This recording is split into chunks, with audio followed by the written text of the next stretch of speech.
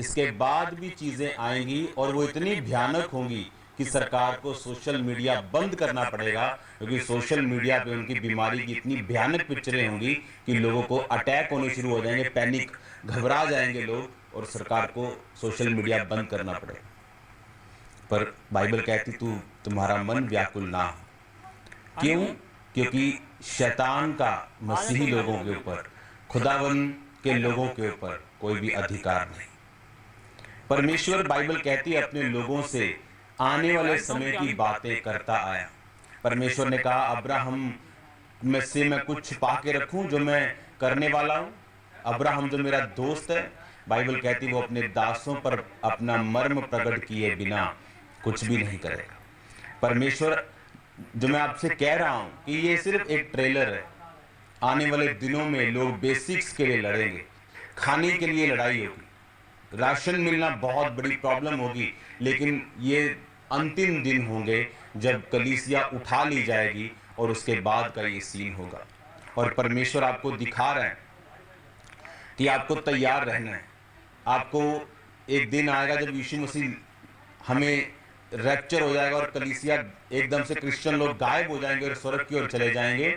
उसके बाद ऐसे दिन आएंगे कि लोगों के पास एक खाने के लिए उन्हें मोहरें लगवानी पड़ेंगी, और उस समय जो तो विश्वासी अभी पूरे हैं वो तो चढ़ा लिए जाएंगे स्वर्ग पे, लेकिन जो पूरे नहीं उन्हें सेकंड चांस मिलेगा, लेकिन वो सेकंड चांस उनको अपनी मौत में से होकर उद्धार में प्रवेश करना पड़ेगा। आज लोग समझ रहे हैं कि पिछले सालों से पवित्रताई का प्रीच चल रहा है, हमने सालों से पवित्रताई का प्रचार सुना, लेकिन माना नहीं। अब वो दुखी हो रहे हैं क्योंकि उन्हें मालूम है कि परमेश्वर न्याय कर रहा है, परमेश्वर जज कर रहा है लोगों को। और ये सिर्फ कलीसिया के लिए एक ट्रेलर है। परमेश्वर दिखा रहा है कि अंत के दिन, बाइबल कहती है, इतने भयानक होंगे कि जो सृष्टि के पैदा होने से अब तक लोगों ने कभी नहीं देखे। मैं आपको फिर कह रहा हूं, मैंने एक वर्ड इस वीडियो में बोला था कि आपको तैयार रहना पड़ेगा, आपको हथियार रखने पड़ेंगे, क्योंकि ऐसे बुरे दिन देशों पर आने वाले जो उन्होंने कभी नहीं देखे। और मैं आपको हथियारों के बारे में जनवरी से बता रहा था, क्योंकि बाइबल कहती परमेश्वर के सारे हथियार बांध लो ताकि तुम बुरे दिनों का सामना कर सको। आपको ये बात समझने की क्यों मैं आपको ये बता रहा था कि परमेश्वर ने कहा, इसका मतलब बुरा दिन आएगा।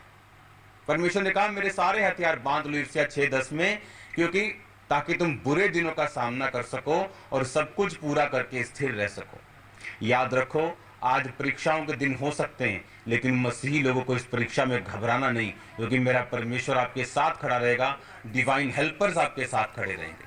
परमेश्वर आपके इंतजामों को पूरा करेगा। वो आपको इस परीक्षा में जब परख के साथ देख लेगा, इस परीक्षा के निकल जाने के बाद आप आशीषित, आप शांति से भरे हुए अपने आप को पाएंगे। एक बात को याद रखो, ये तैयारी चल रही है परमेश्वर के आने की, अंत के दिनों की तैयारी है। परमेश्वर अपने कलीसिया को तैयार कर रहा है और दिखा रहा है कि देखो ये ट्रेलर, 21 दिनों में तुम्हारा ये हाल, अभी 21 दिन भी पूरे नहीं हुए। सोचो अगर ये सदा की चीज हो जाए, कलीसिया के जी उठने के बाद, जब कलीसिया रैप्चर में चली जाएगी और स्वर्ग में चली जाएगी और उसके बाद शैतान का नीचे उसको पावर दी जाएगी, सोचो उन दिनों में क्या हाल होगा। जो लोग जिन्होंने तौबा नहीं की होगी और परमेश्वर के साथ वो जीवित नहीं उठाए जाएंगे। सोचो जो लोग रह जाएंगे, उनको फिर मालूम होगा कि हमें तौबा करनी है, लेकिन बाइबल कहती है उस तौबा के लिए उन्हें बड़े बड़े मूल्य अदा करने पड़ेंगे, अपनी जान की कीमत तक देनी पड़ेगी। और जो लोग हार जाएंगे, शैतान के सामने घुटना टेक देंगे और दुष्ट के सामने झुक जाएंगे, उन्हीं को खाना मिलेगा। ये टाइम कलीसिया के तैयार रहने का, मैं फिर कह रहा हूं, ये टाइम यीशु मसीह के आने का है, कलीसिया के तैयार रहने का। और मैं कह रहा हूं फिर आपसे कि आपको जब, अगर आप तैयार हो तो आप किसी वायरस से डरोगे नहीं, क्योंकि ये आपको नरक में नहीं भेज सकता।